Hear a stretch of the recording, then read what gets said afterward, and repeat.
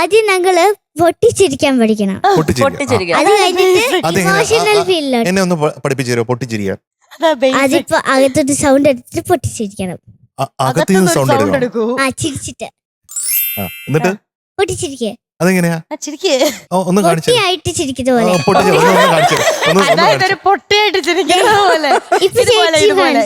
അകത്തുനിന്ന് സൗണ്ട് എടുത്തിട്ട് ഒന്ന് ചിരിച്ചു കാണിക്കൂ. ആണുങ്ങളുടെ വോയിസും കൂടെ കൊണ്ടുവരണം. ഇപ്പൊ ആരുടെ വോയിസാ വന്നത്? ഇപ്പൊ വന്നത് പിന്നെ ഇപ്പൊ പെണ്ണുങ്ങളുടെ വോയിസാ വന്നേ. ആരാണോ അത് ചെയ്യുന്നത്, അത് ഫീമെയിൽ ആണോ മെയിൽ ആണോ, അവരുടെ വോയിസ് കൊണ്ടുവരണം. ഇത് പെണ്ണിന്റെ വോയിസാ. ഇതും പെണ്ണിന്റെ ആണോ? എനിക്കിപ്പോ പെണ്ണിന്റെ വോയിസ് ആയി പോയോ? ഗാംഭീര്യം വരട്ടെ. ഗംഭീരം. രാജാവിനെ ശരിക്കായിട്ട് തോന്നില്ല.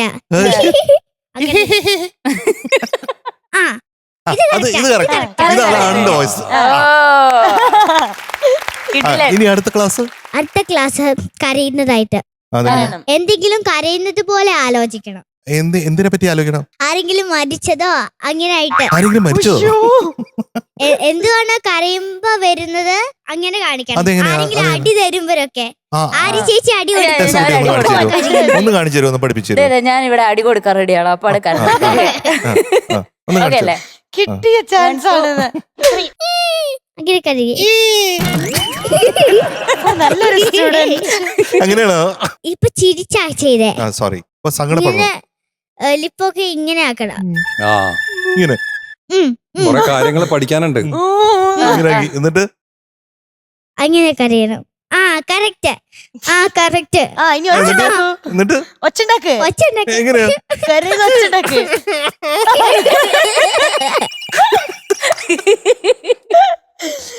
ഇനി അടുത്തത് ദേഷ്യം.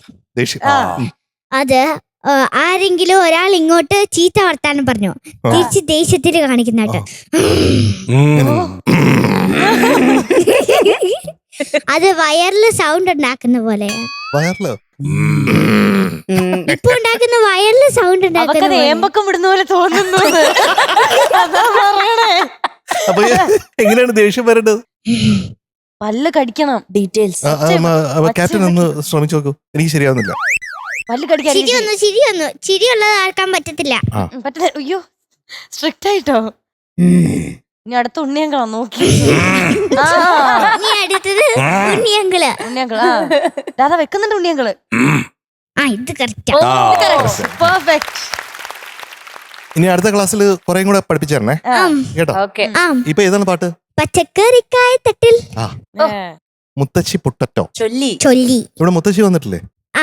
അവിടെ ഇരിക്കുന്നു മുത്തശ്ശി. മുത്തശ്ശിയുടെ പേരെന്താ? മുത്തശ്ശിയുടെ പേര് പൊട്ടറ്റോ എന്നാണോ? പൊട്ടറ്റോ. ഞാൻ അമ്മൂമ്മനെ വിളിക്കും. പൊട്ടറ്റോയുടെ അർത്ഥം എന്താ? ഒരു വെജിറ്റബിള് പൊട്ടറ്റോ. ആണോ? കഴിക്കാറുണ്ടോ? ഫ്രഞ്ച് ഫ്രൈസ് ഇഷ്ടമാണ്? അത്ര ഇഷ്ടല്ല അല്ലേ? അധികം നോൺ വെജ് ഞാൻ കഴിക്കാറില്ല.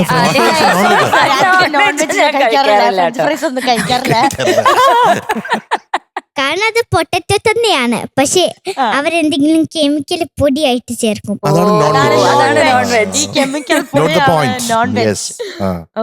നോൺ വെജ് അല്ല, ജങ്ക് ഫുഡ്. അതൊന്നും കഴിക്കാൻ പാടില്ല. No no no no no no no.